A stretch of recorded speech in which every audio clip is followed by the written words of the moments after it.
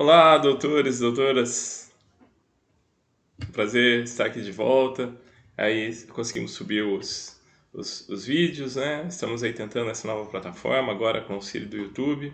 Se você gostou, dá like no vídeo, se inscreva no canal para a gente poder ir tendo esse feedback de saber como estamos indo, se estamos melhorando. Hoje já tem uma novidade para vocês. Aí você vê no canto da tela já o slide. Nós vamos tentar agora fazer uma revisão da matéria que já foi ministrada em sala de aula, agora nessa nova modalidade de videoaula. Mais uma vez peço desculpas pela qualidade, estamos sempre tentando melhorar. Repito, vai passar um carro aí, vai fazer um barulho, vai ter uma buzina, vai ter o doc latino chorando, e é normal. Infelizmente é o que eu tenho nesse momento para oferecer para os doutores e doutoras, mas é com muita dedicação que eu faço. Pois bem, estamos falando sobre a parte especial do Código Penal. Nós começamos aí com o nosso foco na norma penal incriminadora. Primeira coisa que a gente tem que observar quando está estudando norma penal incriminadora é o núcleo do tipo. Vocês devem se lembrar, como eu já disse em sala de aula, que quando a gente estava lá no ensino médio, nós aprendemos a fazer análise sintática. E aí a primeira coisa que nós procurávamos ao observar uma oração para analisá-la era o verbo. O verbo é a primeira coisa que deve ser buscada. Aqui também. O que nós observamos aqui na norma penal incriminadora? O verbo que vai mostrar a ação ou omissão, ou seja, a conduta praticada pelo agente, que aqui nós chamamos de núcleo do tipo. E o que está em volta do núcleo do tipo? Em volta do núcleo do tipo nós teremos ou elementares ou circunstâncias. Então, esses dois elementos é que estão à volta do núcleo do tipo, elementares ou circunstâncias. Então, é interessante e importante sabermos diferenciá-los. E aí, então, nós lembramos que elementares são dados essenciais ao tipo penal. São aqueles que, sem as quais nós não teremos a configuração da tipicidade. Então, percebam. O que acontece quando eu afasto uma elementar de um tipo penal? Teremos atipicidade. A significa não, tipicidade é aquela previsão significativa da conduta. Previsão da conduta em norma penal, aplicação da norma penal. Nós não teremos então aquele fato típico de maneira definida. Ou seja, se eu afastar aquela elementar e a conduta tornar-se não punível, tornar-se uma conduta que não seja considerada típica, nós teremos a chamada atipicidade absoluta, ou seja, deixou de ser crime. Agora eu posso afastar aquela elementar e continuar a ocorrer a incidência de um crime, mas não aquele primeiro tipificado, um outro crime. Nesse caso, nós temos a chamada atipicidade relativa. Na prática, o que o juiz observa quando eu não tenho atipicidade absoluta? Ele é obrigado a absolver. Pedido da defesa é pela absolvição. E quando acontece a tipicidade relativa? Eu afasto aquele elementar do tipo penal, então passa a ocorrer a incidência de um outro crime. Qual o pedido da defesa? A desclassificação. Então cabe ao juiz o quê? Não mais a condenação em determinado tipo penal, mas sim a desclassificação para outro. Olha que interessante, o exemplo clássico da doutrina. Está relacionado ao crime de roubo. O crime de roubo ocorre com a incidência, a subtração da coisa alheia móvel, mediante violência ou grave ameaça à pessoa. Tem ainda uma terceira hipótese que é de restrição da liberdade, que a gente vai ver mais adiante de maneira específica. Vamos trabalhar com essa primeira hipótese, da violência ou grave ameaça à pessoa. Então, violência ou grave ameaça à pessoa são elementares. Qual o núcleo do tipo aí? Subtrair. Então, perceba, se alguém subtrai um bem alheio no crime de roubo, artigo 157 do Código Penal, empregando violência ou grave ameaça à pessoa, temos a configuração desse crime, do roubo. Agora, e se a pessoa subtrai sem o emprego de violência ou grave ameaça à pessoa? A conduta passa a ser absolutamente atípica? Não. Temos aí a configuração do crime de furto. Ou seja, foi afastada a elementar, violência ou grave ameaça à pessoa, mas manteve-se a subtração. E aí, então, podendo ser feita a subsunção ao artigo 155 do Código Penal. Neste caso, nós teremos a desclassificação do crime de roubo para o crime de furto. Bom, as elementares elas podem ser subjetivas quando ligadas ao sujeito, quando tem caráter pessoal, ou objetivas quando ligadas ao fato. Veremos que as Circunstâncias também vão seguir essa mesma lógica. E é importante identificá-las. Nós vamos nos lembrar disso quando estivermos vendo a questão do concurso de agentes. Então, exemplo de uma elementar subjetiva. Vou ver lá no crime de peculato. O fato de tratar-se de um funcionário público. Olha, a qualidade de funcionário público é algo ligado ao sujeito. Então, ser funcionário público para a incidência do crime de peculato implica em quê? Em uma elementar de natureza subjetiva. Olha que coisa interessante. Porque se alguém subtrai um bem que não é público ou subtrai um bem não sendo ele funcionário público, em tese nós temos o quê? Um crime de furto. Então perceba como a incidência do elementar pode mudar a tipificação penal. E com relação às elementares de natureza objetiva, que eu teria como exemplo, a coisa alheia, móvel, no caso do crime de furto ou do mesmo no crime de roubo. Se a coisa não é alheia, se a coisa é própria, nós não temos a incidência do crime de furto. Não posso subtrair uma coisa que é minha. Posso subtrair, mas não pode ser considerada como tipo penal, porque falta a chamada coisa alheia, falta essa elementar do tipo. Pois bem, as circunstâncias. No que diferem as circunstâncias das elementares? As circunstâncias são causas que aumentam ou diminuem a pena, e essas são as circunstâncias. Então, que nós temos de exemplos de circunstâncias. Causas de aumento de pena, por exemplo, são circunstâncias. Né? Causas de diminuição de pena, também chamadas minorantes, são circunstâncias. As agravantes já levam o próprio nome de circunstâncias agravantes. E aí, por diante, são causas então que vão aumentar ou diminuir a pena. A tentativa, por exemplo, é uma circunstância, porque diminui a pena de 1/3 a 2/3. Então vejam, assim como as elementares, as circunstâncias podem ser subjetivas quando estiverem ligadas ao sujeito, como por exemplo, o parentesco com a vítima. É um caso que temos a incidência aí de uma circunstância que agrava a pena. Ou natureza objetiva, quando ligadas ao fato. Temos o exemplo do furto noturno, aquele que é praticado durante a noite. Né? Nós temos ali o aumento de pena de 1/3. Temos o emprego do meio cruel, que é uma qualificadora, e aí vai. Então percebam, circunstâncias aumentam ou diminuem a pena. O crime continua a acontecer de qualquer forma. A ausência de uma circunstância só vai fazer com que nós não tenhamos um aumento ou diminuição na pena, diferente das elementares, que vão gerar atipicidade. Na ausência de uma elementar, pode o juiz absolver ou desclassificar. Na ausência de uma circunstância, pode o juiz deixar de aumentar ou diminuir a pena. Então, vejam a importância. Elementares estão ligadas diretas à tipificação. Circunstâncias estão ligadas direto ao sistema de dosimetria da pena. Interessante notar. Bom, por que isso tem tanta relevância para o nosso estudo?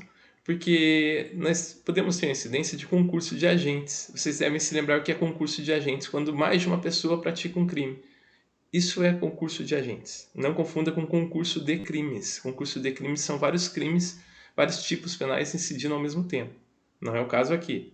Aqui estamos falando de concurso de agentes. Existem duas modalidades, a coautoria e a participação. Vocês devem se lembrar. Coautor pode ser imediato, aquele que manda, ou imediato, aquele que executa. Participação pode se dar por duas formas, suporte moral ou suporte material, auxílio material. O suporte moral se divide em dois, induzimento ou instigação. Induzimento, o sujeito planta a ideia na cabeça daquele que vai executar o crime. Instigação, o sujeito já tem aquela ideia, essa ideia é fomentada, essa ideia é instigada. Então, implica da mesma forma na responsabilidade do partícipe. E o auxílio material é o mais simples de entender. No auxílio material, o sujeito fornece os meios para a execução do crime. Pois bem, voltemos agora à questão das circunstâncias das elementares. O que é a única coisa diferente aí que você tem que ter em mente, que você não pode esquecer? Grava bem essa. Circunstâncias de natureza subjetivas jamais se comunicam a coautores ou partícipes. Jamais. Exemplo clássico é a reincidência. Se o sujeito ele é reincidente, pratica o crime junto com outros 3, essa reincidência dele, olha, é uma circunstância, não é algo que vai agravar a pena? Então ela não se comunicará aos coautores. Não, por quê? Porque ela é de natureza subjetiva. Agora as circunstâncias objetivas, e as elementares, sejam de natureza subjetivas ou objetivas. Essas podem se comunicar a coautores ou partícipes, desde que delas eles tenham conhecimento. Então aí há uma importância. Quando você estiver aplicando a norma penal, quando estiver estudando a norma penal, quando estiver fazendo a subsunção da norma a um caso prático, você tem que ter em mente sempre. Tem concurso de agentes? A incidência aí de elementares ou circunstâncias, será que elas se comunicam? A princípio, existe a necessidade do coautor, do partícipe, delas ter conhecimento, a não ser que estejamos diante de uma circunstância de natureza subjetiva, porque essa eu já sei, jamais se comunicará a coautor ou partícipe. Da onde eu tiro isso? Tudo que nós vemos aqui é retirado, primeiro, da lei, segundo, da doutrina, terceiro, da jurisprudência. Eu não crio nada. Aqui eu só lhes entrego aquilo que encontro na lei, na doutrina ou na jurisprudência.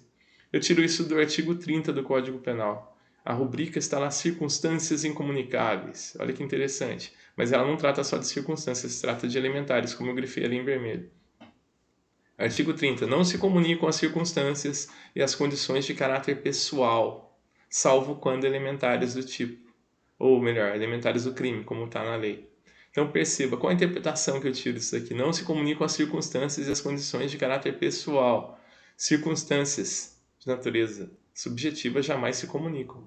Agora, as elementares ou as circunstâncias de caráter objetivo, essas se comunicam, desde que delas coautores ou partícipes tenham conhecimento. Vocês estão fazendo lá um caso prático que eu passei para vocês, pessoal do terceiro período da FASC, e lá a gente discute algo que aqui vai ser muito útil, né? Lembramos então do caminho do crime, iter criminis. Iter é como se fosse uma abreviatura daquilo que nós conhecemos como itinerário, o caminho. Todo crime segue, em regra, um caminho. E esse caminho passa por 4 fases, né? Em regra. Vamos lá. Primeira delas, a cogitação. A cogitação é aquela fase interna, aquela fase de preparação intelectual. Ela é imponível, não pode ser punida. Por quê? Razão do princípio da alteridade ou da transcendentalidade. Não posso punir se a conduta não atinge o altero, se não atinge o outro, se a conduta não transcende a ação do próprio autor. Lembrem daquela frase italiana: penseiro não paga gabela, pensar não paga imposto. A segunda fase, a preparação, ela pode ser punida, mas apenas como exceção. Lembrando, exceção em matéria penal tem que estar expressa em lei, senão a gente aplica a regra. Aqui é um caso, né? Se não estiver previsto em lei, jamais será punível. Um exemplo aqui é do artigo 291 do Código Penal, que é o crime de petrechos para falsificação de moeda. Muita gente fala apetrecho. Não é isso, é petrecho. O que significa? Se você tiver em sua posse um dispositivo capaz de falsificar moeda, ainda que você não imprima uma única moeda falsa, ainda que jamais ponha em circulação, só por ter em sua posse, só por guardar esse objeto, já configura a prática do crime previsto no artigo 291 do Código Penal. Ou seja, é o legislador punindo por exceção uma conduta que ainda está na fase de preparação de um crime, que aí todos conhecemos como crime, por exemplo, de falsificação de moeda. Pois bem, né? Que curioso caso era que nós tínhamos do caso do induzimento, instigação e auxílio ao suicídio. Esse artigo 122 ele passou por uma mudança numa norma que foi editada agora em dezembro de 2019 e passou-se aí a uma outra previsão legal. Aí eu mantive só para exemplo. Induzimento, auxílio, instigação ao suicídio, como era antes de dezembro de 2019, não se punia o sujeito se ele instigasse, induzisse ou auxiliasse o suicídio, se a vítima não chegasse a um resultado ou lesão corporal grave ou morte. E é uma exceção, porque ele executava essa conduta. Porque a regra é, se o sujeito não chega pelo menos a tentar a prática do crime, não responde pela participação, seja ela por meio de suporte moral ou auxílio material. E ali nós tínhamos uma exceção porque o suicídio sequer era considerado como crime. Daí então, a necessidade de nós observarmos o artigo 31 do Código Penal. Olha que interessante. A rubrica é casos de impunibilidade. Lembre-se, leia sempre a rubrica, ela ajuda na interpretação. Artigo 31. O ajuste, a determinação, a instigação e o auxílio, salvo disposição expressa em contrário, não são puníveis se o crime não chega pelo menos a ser tentado. Olha que interessante. Então, se eu pegar, olha, mata fulano, mate que eu te dou tanto, mate fulano, preciso que fulano morra, né? Vamos fazer um acordo aí, você mata, eu te dou tanto. Se o sujeito não chega pelo menos a tentar a prática do crime, eu não respondo por tentativa. Por quê? No que essa conduta se esvaiu? Não chegamos a um resultado minimamente que não passou do que, ainda que eu tenha dado ideia, ainda que eu tenha mostrado dinheiro, ainda que eu tenha preparado a prática do crime, se o crime não chega a se consumar, o partícipe ou o coautor não responde. Assim como nesse caso o próprio autor não responderá. Agora, se o sujeito chega a pegar o dinheiro, arma uma emboscada e quando vai praticar o intento ele é detido, neste caso ambos responderiam por tentativa. Olha que interessante. Então, a terceira fase é a execução. Por que no exemplo que eu dei, ambos responderiam? Porque chegaram a executar a prática do crime. E a consumação? Quando se tem um resultado. O resultado previsto em lei. No caso do homicídio, a morte. No caso do furto, a subtração. No caso do roubo, a subtração com o emprego de violência, grave ameaça ou restrição à liberdade da pessoa. E aí vai. Pois bem, continuando. As circunstâncias, ainda estamos analisando as circunstâncias. É interessante lembrar, quando nós estudamos a dosimetria da pena, o sistema de dosimetria da pena, nós vimos ali um ponto muito importante da matéria, que são as circunstâncias judiciais. As circunstâncias judiciais são 8 elementos previstos no caput do artigo 59 e que o juiz sempre tem que levar em consideração, inclusive vai ser parâmetro para várias medidas. Né? Teremos lá os 8 elementos: a culpabilidade, os antecedentes, conduta social, personalidade do agente, motivos, circunstâncias fáticas que são de caráter geral e consequências do crime, assim como o comportamento da vítima. Olha o Doc latino. Não vou interromper o vídeo, eu vou continuar com ele assim mesmo. Vamos lá. Estabelecer o quanto seja necessário e suficiente para a reprovação da prática do crime. Pois bem, essas são circunstâncias judiciais, sempre analisadas pelo juiz. No segundo momento, nós temos as circunstâncias atenuantes. Essas são mais ligadas àquelas que nós acabamos de falar, porque elas reduzem a pena. Nós temos aí na segunda fase da dosimetria da pena. Na primeira fase da dosimetria da pena, estabelecemos circunstâncias judiciais e na segunda fase, circunstâncias atenuantes e também agravantes. Aonde eu encontro no Código Penal circunstâncias atenuantes? No artigo 65 ou 66. As agravantes, do artigo 61 em diante. Ali nós temos, na carreira do artigo 61, circunstâncias que sempre agravarão a pena. E as qualificadoras, aonde nós as encontramos? Na parte especial do Código Penal, ou na parte, nas normas penais incriminadoras, nós temos ali várias causas que podem mudar a pena em abstrato. Então, para quem está estudando parte especial do Código Penal, saiba diferenciar uma qualificadora de uma causa de aumento de pena, ou um majorante. Qualificadora muda a pena em abstrato, deixa de ser uma pena, passa a ser outra. Exemplo no homicídio, deixa de ser de 6 a 20 anos, passa a ser de 12 a 30 anos, se ocorre qualquer das causas previstas no parágrafo 2º. Então, se mudou a pena em abstrato, se mudou as balizas para o cálculo da dosimetria da pena, incidiu aí uma qualificadora. Já a causa de aumento de pena, não. A causa de aumento de pena é usada na terceira fase. Na causa de aumento de pena, ou majorante, nós aumentamos a pena em um percentual. É 1/3, 2/3. Né? Por exemplo, a aplicação da pena em dobro, como no caso de quadrilha ou banda estar armada, e aí vai. Pois bem, as qualificadoras, vamos voltar um pouquinho. As qualificadoras, elas podem ser por motivos, meios, condições especiais da vítima ou resultado. Uma dessas circunstâncias vai fazer com que a pena mude. Repare que eu não falei que a pena aumente. Falei que a pena vai mudar em abstrato. Vai deixar de ser a pena geralmente prevista no CAPT para passar a ser um dos parágrafos que segue. Perceba então, motivos. Os motivos, eles são muito importantes, porque os motivos eles são determinantes até mesmo para a tipificação da conduta. Então, você tem que saber qual é o motivo da conduta praticada pelo agente para acertar a tipificação. Se eu não posso olhar só para o resultado. Estou olhando lá no laudo pericial, está marcando lá que a vítima sofreu uma lesão corporal de natureza leve, uma ranhura, que houve um disparo de arma de fogo que atingiu de raspão. Aí eu vou colocar uma questão na prova de vocês, eu vou perguntar: por qual crime responde o sujeito? Se eu for levar em consideração o laudo pericial, eu vou ver o quê? Lesão corporal leve. E vou errar. porque quem dispara uma arma de fogo em outrem, em regra, quer matar. Vou até ser mais específico. Lá no laudo falava que houve uma lesão leve, decorrência de uma ranhura causada no pescoço, né, na região do pescoço da vítima, por um ferimento oriundo de arma de fogo. Quem quer ferir alguém com um tiro no pescoço? Estão vendo? Então aí, se o sujeito queria matar, ele tem que responder por tentativa de homicídio, se ele não conseguiu por razões alheias à vontade dele. Não importa se o resultado foi uma lesão corporal leve. Inclusive, a tentativa de homicídio pode acontecer mesmo sem resultado. O sujeito pode descarregar o revólver no outro, não acertar nenhum tiro e vai responder por tentativa de homicídio. Então, fora isso, para efeitos de qualificadores, eu sempre observo o meio, as condições especiais da vítima e o resultado.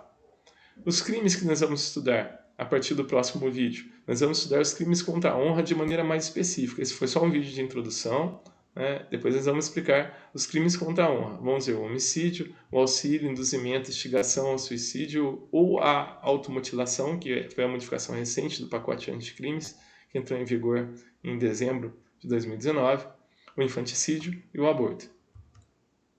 Bom, o homicídio é o primeiro que nós vamos pegar então no próximo vídeo e vamos esclarecer acerca do homicídio. Já se vão 20 minutos, já é um tempo razoável, então no próximo vídeo vamos tratar sobre o homicídio. E aí vão mais dicas, o deslinde daquele caso prático que eu passei para os alunos da FASC. Doutores e doutoras, um grande abraço, obrigado pela paciência, espero que o vídeo tenha colaborado de alguma forma. Juro que eu vou tentar melhorar, né? Desculpem os latidos do dock, carro passando e qualquer outro som que tenha, qualquer outro ruído que tenha vazado aí. Um grande abraço, doutores e doutoras. Fique com Deus.